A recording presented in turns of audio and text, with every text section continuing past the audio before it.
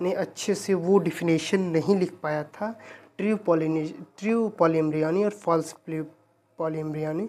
आज मैंने इसको अच्छे से नोट डाउन किया है। मुझे मेरा खुद का कॉन्सेप्ट नहीं क्लियर था इसको लेके, तो मैंने सॉरी बच्चों, मैंने पहले खुद से पढ़ा इसको, तब मैं आपको बता रहा हूँ। ये दरअसल जो फॉल्स पॉलीएम्ब्रियोनी होती है, यह पॉलीएम्ब्रियोनी जैसी दिखती है लेकिन पॉलीएम्ब्रियोनी होती नहीं है, ठीक है। तो हमारा ट्रू पॉलीएम्ब्रियोनी में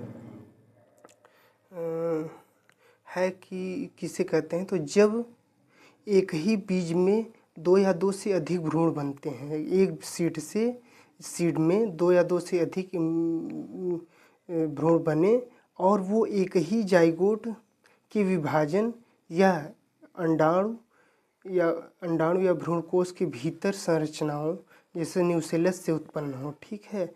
मतलब एक बीज से एक ही भ्रूण का निर्माण हो, एक बीज से दो से अधिक भ्रूण का निर्माण हो और वो एक ही जाइगोट के विभाजन से या भ्रूणकोश के भीतर की संरचना जैसे न्यूसेलस से उत्पन्न हो, तो इसे ट्रू पॉलीएम्ब्रियोनी बोलते हैं, ठीक है। इसके कुछ इम्पोर्टेंट्स पॉइंट्स हैं कि इनमें सभी भ्रूण जो होता है, सभी भ्रूण एक ही बीज से बने होते हैं या सभी भ्रूण एक ही बीज में होते हैं। भ्रूण बनने की प्रक्रिया वास्तविक जैविक होती है। कई बार भ्रूण या न्यूसेलस ऊतक से भी बन सकता है, ठीक है। कई बार भ्रूण जो होता है वो न्यूसेलस से भी बन सकता है, इसे न्यूसेलस पॉलीएम्ब्रियोनी भी बोल सकते हैं हम। यह पाया जाता है सिट्रस, मैंगो और लेमन में पाया जाता है। फॉल्स पॉलीएम्ब्रियोनी जिसे कूट बहुभ्रूणता बोलते हैं हम, यह जब एक ही फल में एक से अधिक बीज बन जाए, ठीक है। जब एक ही फ्रूट में एक से अधिक बीज बन जाए, और उसमें क्या था, जब एक बीज में एक से अधिक भ्रूण बन जाए, इसमें एक फल में एक से अधिक बीज बन रहे हैं, ठीक है, और बीज में केवल एक भ्रूण पाया जाए, मतलब बीज में केवल एक भ्रूण पाया जाए, लेकिन देखने में ऐसा लगता है, लेकिन जब आप उसको देखेंगे जब आप, तो ऐसा लगता है कि वो बहुभ्रूणता है, लेकिन बहुभ्रूणता होती नहीं। उसमें एक फल में एक से अधिक बीज बन जाते हैं, ठीक है, और बीज में केवल एक भ्रूण पाया जाता है। तो और देखने में ऐसा लगता है कि वह बहुभ्रूणता है, इसे फॉल्स पॉलीएम्ब्रियोनी कहते हैं। इसके कुछ इम्पोर्टेंट पॉइंट्स हैं कि यह बहुभ्रूणता केवल दिखावटी होती है, कि मतलब बहुभ्रूणता जैसा दिखाई देता है लेकिन होता नहीं है। वास्तव में प्रत्येक बीज में एक ही भ्रूण होता है, मतलब एक सीड में एक ही भ्रूण होता है, ठीक। और इसमें क्या होता है, एक बीज से एक से अधिक भ्रूण हो जाते हैं ट्रू पॉलीएम्ब्रियोनी में, ठीक है। यह स्थिति कई बीजों के कारण बनती है, ऐसी कंडीशन कई बीजों के कारण बनती है, न कि कई भ्रूणों के कारण, ठीक है। कई एम्ब्रियो के कारण नहीं बनती, कई सीड के कारण बनती है। इसका एग्जाम्पल पपाया, अनार और वाटरमेलन है, ठीक है। और इसमें अंतर हम बोलेंगे तो जो जैसे अंतर के फॉर्म में हम बताएं तो ट्रू पॉलीएम्ब्रियोनी में होता है कि एक बीज में अनेक नंबर ऑफ एम्ब्रियो बनेंगे और इसमें हर बीज में एक एम्ब्रियो बनेगा, ठीक है। वास्तविक बहुभ्रूणता ट्रू पॉलीएम्ब्रियोनी में पाई जाती है, फॉल्स पॉलीएम्ब्रियोनी में नहीं पाई जाती। और इसका कारण क्या होता है, ट्रू पॉलीएम्ब्रियोनी का एक ही बीज में कई भ्रूण का बनना, और फॉल्स पॉलीएम्ब्रियोनी का एक फल में कई बीज का बनना। और ट्रू का एग्जाम्पल संतरा, आम होता है, और फॉल्स का पपीता और खरबूज होता है। अब अगला क्वेश्चन है हमारा कि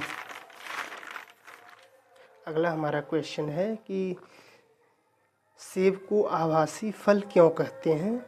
पुष्प का कौन सा भाग फल का निर्माण करता है? तो सेब का विकास पुष्पासन से होता है, इसी कारण हम इसे आभासी फल कहते हैं।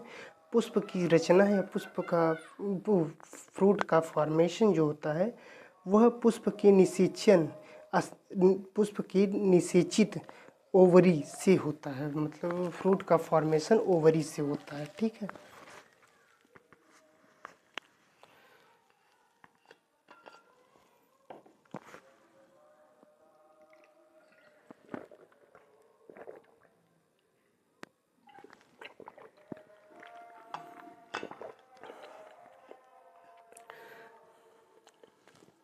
अगला क्वेश्चन है हमारा कि मादा युग्मकोद्भिद के एक बीजाणु विकास से आप क्या समझते हैं, या अगला, या इसे ऐसे पूछा जा सकता है, आप मादा युग्मकोद्भिद के एक बीजाणु विकास से क्या समझते हैं, या फिर आपसे पूछा जा सकता है मादा युग्मकोद्भिद के विकास पर आप संक्षिप्त टिप्पणी लिखिए। तो इसमें आपको इसका आंसर होगा गुरु बीजाणु जनन के फलस्वरूप गुरु बने गुरु बीजाणु चतुष्क। चतुष्क मतलब 4 बनेंगे, आपके 4 गुरु बीजाणु बनते हैं गुरु बीजाणु जनन के फलस्वरूप, जिनमें 3 नष्ट हो जाते हैं। केवल एक गुरु बीजाणु सक्रिय होता है या रहता है, केवल एक ही गुरु बीजाणु सक्रिय रहता है। देखिए, इसको मैं रिपीट करता हूँ कि गुरु बीजाणु जनन के फलस्वरूप, गुरु बीजाणु जनन के फलस्वरूप इसमें जो होता है कि इसमें आपने देखा ही था कि सेब जो होता है इसका विकास पुष्पासन से होता है, इसी कारण हम इसे आभासी फल कहते हैं। और फ्रूट का formation ovary after fertilization, fertilized ovary से फ्रूट का फॉर्मेशन होता है। आपसे अगला क्वेश्चन था हमारा कि मादा युग्मकोद्भिद के एक बीजाणु विकास से आप क्या समझते हैं, या पूछ लेगा आप मादा युग्मकोद्भिद के एक बीजाणु विकास से क्या समझते हैं, या आपसे पूछ सकता है कि मादा युग्मकोद्भिद के बीजाणु जनन की मादा युग्मकोद्भिद के विकास पर आप संक्षिप्त टिप्पणी लिखिए। लघु उत्तरी में आपसे पूछेगा ये क्वेश्चन।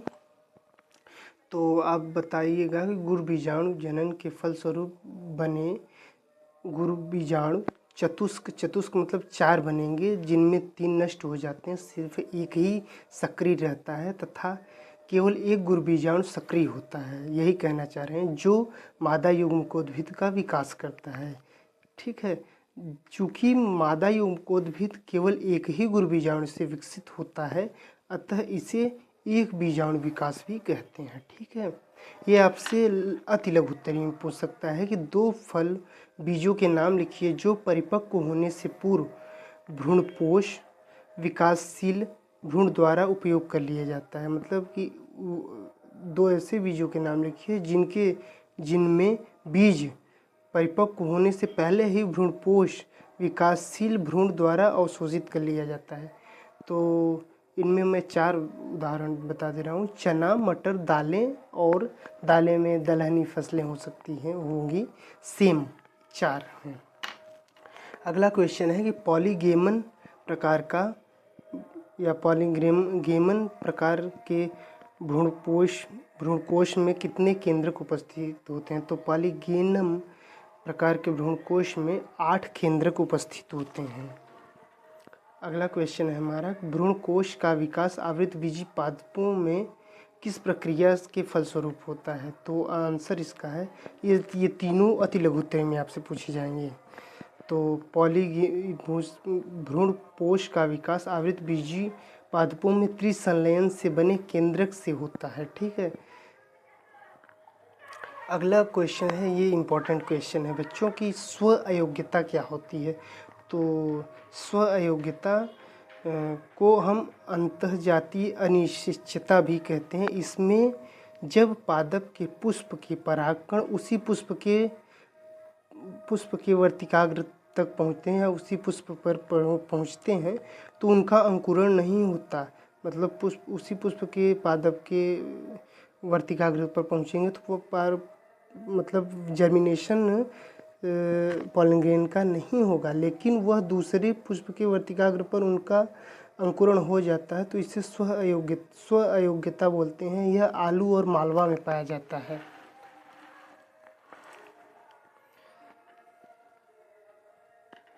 आलू और मालवा इसके उदाहरण हैं बच्चों।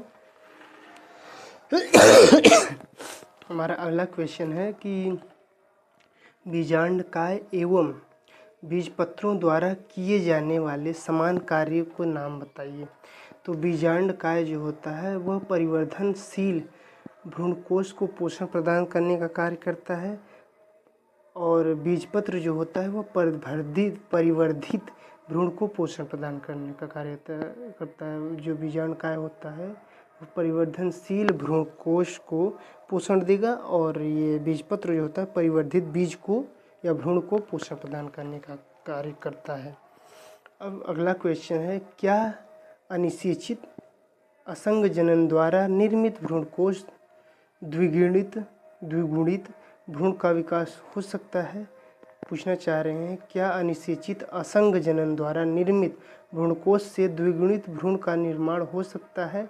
यदि हाँ तो कैसे? ये इम्पोर्टेंट क्वेश्चन है बच्चों। ये एनसीईआरटी एग्जाम्पलर का क्वेश्चन है। मैं कुछ एनसीईआरटी एग्जाम्पलर के भी क्वेश्चन करा रहा हूँ आपको।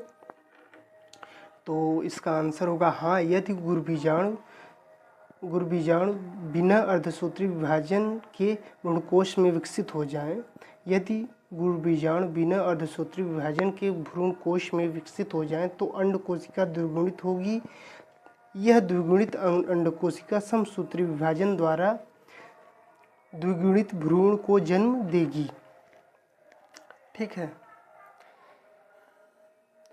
तो इसका आंसर होगा, मतलब ये कहना चाह रहे हैं, क्या अनिषेचित या अनफर्टिलाइज्ड असंग जनन द्वारा निर्मित भ्रूणकोश से द्विगुणित भ्रूण का विकास हो सकता है? यदि हाँ तो कैसे? तो इसका आंसर होगा हाँ, यदि कैसे होगा? तो यदि गुरुबीजाणु जनन या गुरुबीजाणु बिना अर्धसूत्री विभाजन के भ्रूणकोश में विकसित हो जाएं, बिना अर्धसूत्री विभाजन के गुरुबीजाणु भ्रूणकोश में विकसित हो जाएं तो अंडकोशिका डिप्लॉयड होगी। यह डिप्लॉयड अंडकोशिका समसूत्री विभाजन द्वारा द्विगुणित भ्रूण को जन्म देगी। ठीक है, अब अगला क्वेश्चन है, यदि कोई व्यक्ति वृद्धि कारकों का प्रयोग करते हुए अनिषेक जनन को प्रेरित करे तो आप प्रेरित अनिषेक जनन के लिए कौन सा फल चुनेंगे और क्यों? ठीक है, ये भी एग्जाम्पलर का ही क्वेश्चन है। तो इसका आंसर होगा कि वृद्धि कारकों का प्रयोग द्वारा अनिषेक जनन करते हुए हम केले का चयन करेंगे, क्योंकि यह बीज रहित होता है। अब अगला क्वेश्चन है हमारा लघु उत्तरी क्वेश्चन अब शुरू हो जाएंगे। ठीक है, आपको अति लघु उत्तरी क्वेश्चन नहीं मिलेंगे। मैं जब सारे क्वेश्चन ख़त्म हो जाएंगे ऑल टाइप्स के, तो सिर्फ मैं क्वेश्चन इम्पोर्टेंट मैं एक पेपर पे नोट डाउन करके उसकी वीडियो बना के डाल दूँगा। मुश्किल से 3-4 मिनट की वो वीडियो रहेगी। ठीक है, ज़्यादा मैक्सिमम 15-20 मिनट की, अगर बहुत ज़्यादा लंबी हो गई तो। और बच्चों, अगर मैं एक क्वेश्चन को आपके साथ लिखता हुआ कराता गया तो बच्चों 2 क्वेश्चन में 30 मिनट की वीडियो बन जाएगी। आप लोगों को बोरियत फील होगी, इसके लिए मैं पहले से ही इसको नोट डाउन करके रखता हूँ, जिससे आपका ज़्यादा टाइम ना बर्बाद हो, क्योंकि एग्ज़ाम आपके सर पे है। तो अगला क्वेश्चन है हमारा कि पितृस्थ अंकुरण पर संक्षिप्त टिप्पणी लिखिए। तो ये जो पितृस्थ अंकुरण होता है यह लवणोद्भिद पादपों का एक मुख्य विशेषता होती है। इसमें बीज का अंकुरण फलों के अंदर ही होने लगता है, मतलब बीजों का जो अंकुरण होता है वह फल के अंदर होने लगता है। जब फल पौधे पर लगे रहते हैं, जब फल पौधे पर ही लगे रहते हैं तब बीज का मूलांकुर वृद्धि करके फलावरण को तोड़कर बाहर निकल आता है। मतलब जब फल पौधे पर ही लगे रहते हैं तब बीज का मूलांकुर वृद्धि करके फलावरण को तोड़ करके बाहर निकल आता है, और कुछ समय के पश्चात यह अंकुरित भ्रूण पृथक होकर दलदल में धंस जाता है। ठीक है, और इससे शीघ्र ही नया पौधे का निर्माण हो जाता है या नया पौधा बन जाता है। ठीक है बच्चों, अब अगला क्वेश्चन है हमारा, इसका एग्जाम्पल है राइजोफोरा और एविसीनिया। अब अगला क्वेश्चन है इम्पोर्टेंट, ये बहुत इम्पोर्टेंट नहीं है, आपसे अभी मैंने बहुत बार इस क्वेश्चन को कराया है, अति लघुत्तरी में, बहुविकल्पी में भी कराया था, अब लघुत्तरी में भी देख लीजिए कि द्विनिषेचन की खोज किसने की, या द्विनिषेचन से आप क्या समझते हैं, या द्विनिषेचन पर आप टिप्पणी लिखिए। तो द्विनिषेचन की खोज एच.जी. नवास्चिन ने की थी। फ्रिटिलेरिया तथा लिलियम पादपों में दोहरा निषेचन का अध्ययन इन्होंने किया था। इस क्रिया में क्या होता है, एक नर युग्मक अंडकोशिका के साथ संलयन करके द्विगुणित जाइगोट का निर्माण करेगा, इसको युग्मक संलयन कहते हैं, तथा दूसरा नर युग्मक जो होता है वह द्वितीयक केंद्रक के साथ संलयन करके एक त्रिगुणित ट्रिप्लॉइड प्राइमरी एंडोस्पर्म न्यूक्लियस का निर्माण करता है, इसे त्रिसंलयन कहते हैं। ठीक है, यह बहुत स्पेशल टाइप का इवेंट होता है जो कि एंजियोस्पर्मिक प्लांट्स का स्पेशलिटी होती है, विशेषता होती है, यह एक विशिष्ट लक्षण होता है आवृत बीजी पादपों का। अगला क्वेश्चन है अपयुग्मन से आप क्या समझते हैं। तो यदि अगुणित भ्रूणकोश की अंडकोशिका भ्रूणकोश की अंडकोशिका के अलावा अन्य किसी दूसरी कोशिका जैसे सहायक कोशिका अथवा प्रतिमुखी कोशिका से भ्रूण का निर्माण हो, ये कहना चाह रहे हैं। यदि अगुणित भ्रूणकोश मतलब ये जो हैप्लॉइड एम्ब्रियो शैग जो होता है कि अंडकोशिका के अलावा अन्य किसी दूसरी सेल जैसे प्रतिमुखी या फिर सिनर्जिड सेल से इसका भ्रूण का निर्माण हो जाए तो इसे अपयुग्मन कहते हैं, अर्थात सीधे युग्मकोद्भिद से बीजाणुद्भिद का निर्माण हो जाए। ठीक है, तो इस प्रोसेस को अपयुग्मन कहेंगे। मतलब कि जो एम्ब्रियो सैक के अंदर एक सेल, ये समझ सकते हैं एम्ब्रियो का निर्माण जो होता है, वो एक सेल से ना होकर के सिनर्जिट और इससे एंटीपोडल सेल से हो जाए तो इसे हम बोल देंगे क्या, अपयुग्मन बोल देंगे। जो इसका मतलब होता है कि सीधे युग्मकोद्भिद से बीजाणुद्भिद का निर्माण हो जाए। ये एरिथ्रिया तथा लिलियम में पाया जाता है। अब अगला क्वेश्चन है भ्रूण के विभाजन में प्राथमिक भ्रूणपोष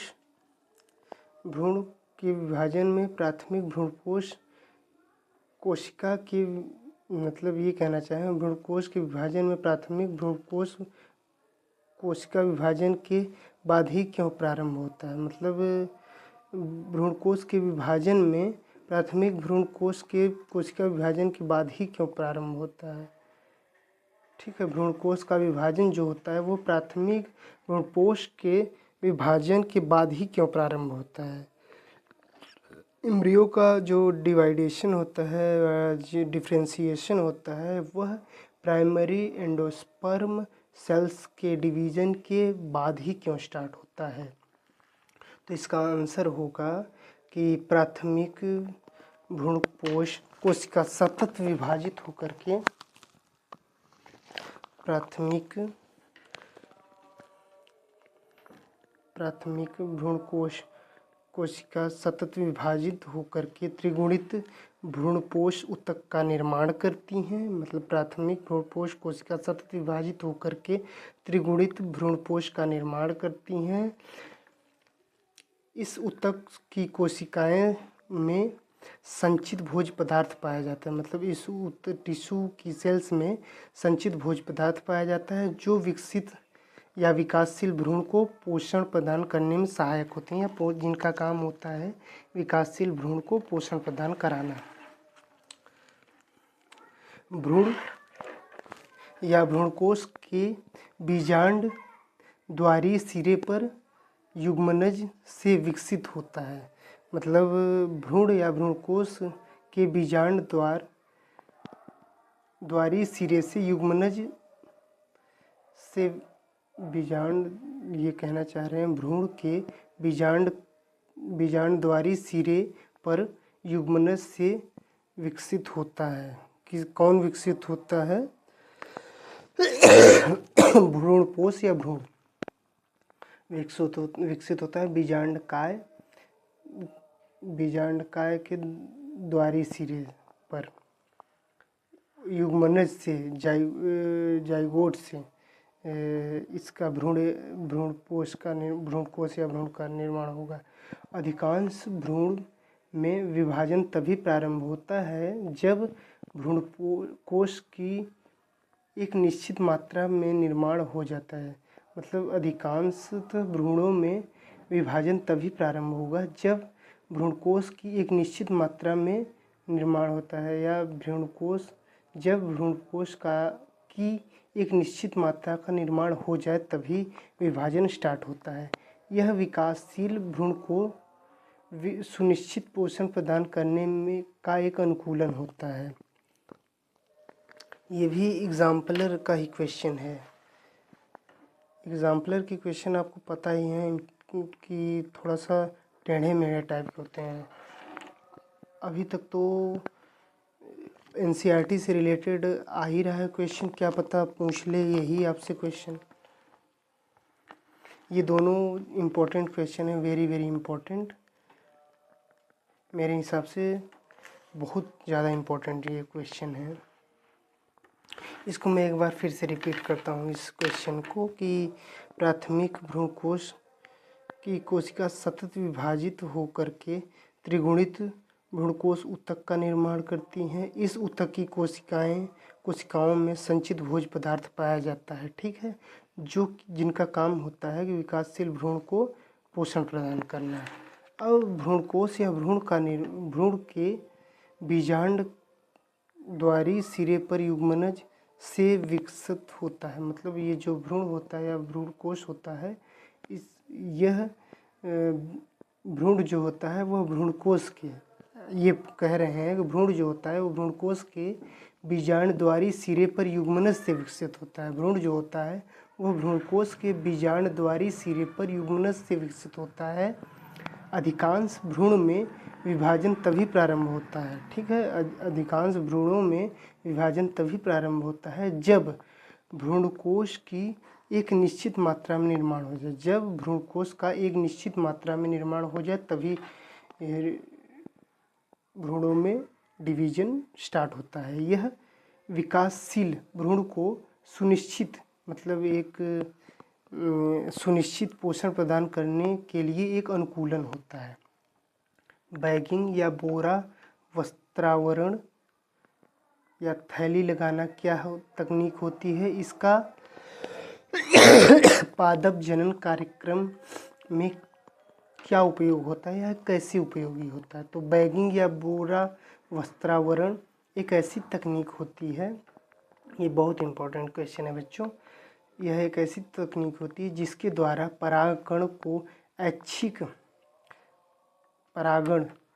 जिसके द्वारा हम पॉलिनेशन को ऐच्छिक परागकणों, मतलब जिन परागकणों की हमें ज़रूरत है, जिन परागकणों को हम चाहें ऐच्छिक परागकण, उनका उपयोग तथा वर्तिकाग्र को अनैच्छिक परागकणों से बचाना। मतलब जिन हम नहीं चाहते कि कोई ये परागकण हमारे इस फीमेल के स्टिग्मा पर ना आए, तो उन्हें इससे बचाना इसमें सुनिश्चित किया जाता है कि कौन सा पॉलन ग्रेन आए, कौन सा ना आए, ये सारी चीज़ें इस पर सुनिश्चित की जाती हैं, ठीक है। बैगिंग के अंतर्गत विपुंसित पुष्प को थैली से ढक दिया जाता है। बैगिंग के इसके अंतर्गत, इस प्रोसेस के अंतर्गत विपुंसित पुष्पों को थैली से ढक दिया जाता है। इनके वर्तिकाग्र को अवांछित परागकणों से बचाया जाता है, ठीक है। पुष्प के जो मतलब इस प्रोसेस में पुष्प के वर्तिकाग्र को, जिन पुष्पों के परागकण हम नहीं चाहते उनसे बचाया जाता है कि वो परागकण आए ना आए, तो उनसे बचाया जाता है। अवांछित मतलब जिनको हम नहीं चाहते परागकण की वो आए, तो उन्हें अवांछित परागकण बोलेंगे। वांछित या ऐच्छिक जो जिनको हम चाहते हैं वो वांछित या ऐच्छिक हो गए। तो पादप जनन की यह तकनीक द्वारा या पादप जनन की इस तकनीक के द्वारा हम फसलों की को उन्नतशील बना सकते हैं या बनाया जाता है इस तकनीक के द्वारा, तथा केवल ऐच्छिक पराग कणों मतलब जिन पराग कणों को हम चाहते हैं तथा वर्तिकाग्र के मध्य परागकण सुनिश्चित किया जाता है तथा वर्तिकाग्र के मध्य परागण सुनिश्चित किया जाता है। मतलब यह एक ऐसी प्रोसेस है जिसके अंतर्गत हम जिन परागकणों को चाहें वो फीमेल के रिप्रोडक्टिव पार्ट तक आए, जिनको नहीं चाह रहे हैं वो ना आए। ठीक है। जिन चीज़ों को हम चाह रहे हैं कि उनको चाह रहे हैं कि वो आए, मतलब जिन परागकणों को हम चाह रहे हैं कि वो आए वो पॉलन ग्रेन स्टिग्मा पर आए, वो आए, जिनको नहीं चाह रहे हैं वो ना आए। करेंगे क्या, हम जो विपुंसित पुष्पों को थैली से ढक देते हैं इस प्रोसेस में। अब विपुंसन क्या होता है? विपुंसन इससे क्या तात्पर्य होता है? एक पादप प्रजनक कब और क्यों इस तकनीक का प्रयोग करता है? तो यह द्विलिंगी पुष्प की कली अवस्था में पराग कोष को काट करके अलग करने की प्रक्रिया को विपुंसन कहते हैं। मतलब द्विलिंगी पुष्प की कली अवस्था में पराग कोष को काट के अलग करने की प्रोसेस को विपुंसन कहते हैं। यह कृत्रिम परागकण की एक तकनीक होती है जिसका प्रयोग हम प्रजनक द्वारा आर्थिक महत्व के पौधों की अच्छी नस्ल को बनाने के लिए किया जाता है। विपुंसन द्वारा यह सुनिश्चित किया जाता है कि अच्छी वर्तिकाग्र युक्त पौधे पर ही परागकण हो। मतलब इसमें यह सुनिश्चित किया जाता है कि ऐच्छिक वर्तिकाग्र युक्त पौधे पर ही परागकण हो। एक बार मैं फिर से इस एग्जाम्पलर के क्वेश्चन को रिपीट कर देता हूँ कि प्राथमिक भ्रूणपोष जो होता है वह प्राथमिक भ्रूणपोष कोशिका सतत रूप से विभाजित होकर के त्रिगुणित भ्रूणपोष ऊतक को बनाती है, या प्राथमिक भ्रूणपोष कोशिका सतत रूप से विभाजित होकर के त्रिगुणित भ्रूणपोष ऊतक को बनाती है। इस ऊतक की कोशिकाओं में संचित भोज्य पदार्थ पाया जाता है जो विकासशील भ्रूण को पोषण प्रदान करने का कार्य करता है। ठीक है। अब अगला क्वेश्चन है, और जो भ्रूण होता है भ्रूणकोश के जो भ्रूण होता है वह भ्रूणकोश के बीजांड द्वार सिरे पर युग्मनज से विकसित होता है। भ्रूण जो होता है भ्रूणकोश के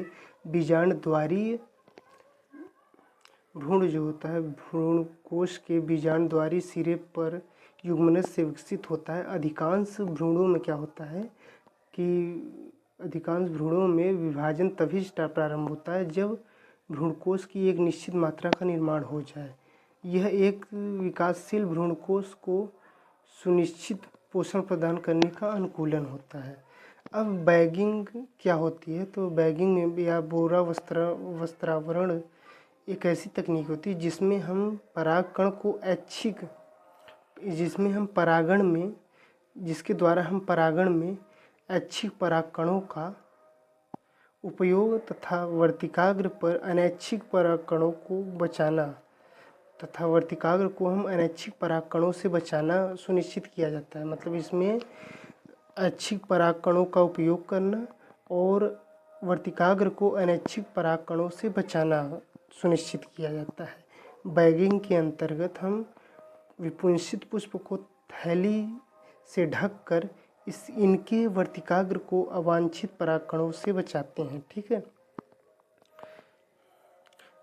पादप जनन में इस तकनीकी द्वारा फसल को उन्नतशील बनाया जाता है तथा केवल अनैच्छिक केवल ऐच्छिक केवल ऐच्छिक गुणों वाले पराग कणों केवल ऐच्छिक गुणों वाले पराग कणों ऐच्छिक गुणों वाले केवल ऐच्छिक गुणों वाले पराग कणों तथा वर्तिकाग्र के मध्य परागण सुनिश्चित कराया जाता है। अब विपुंसन क्या होता है? तो यह द्विलिंगी पुष्प की कली अवस्था में परागकोश को काट कर अलग करने की प्रक्रिया को विपुंसन कहते हैं। ठीक है, यह कृत्रिम परागकण की एक तकनीक होती है जिसका प्रयोग हम पादप प्रजनक द्वारा आर्थिक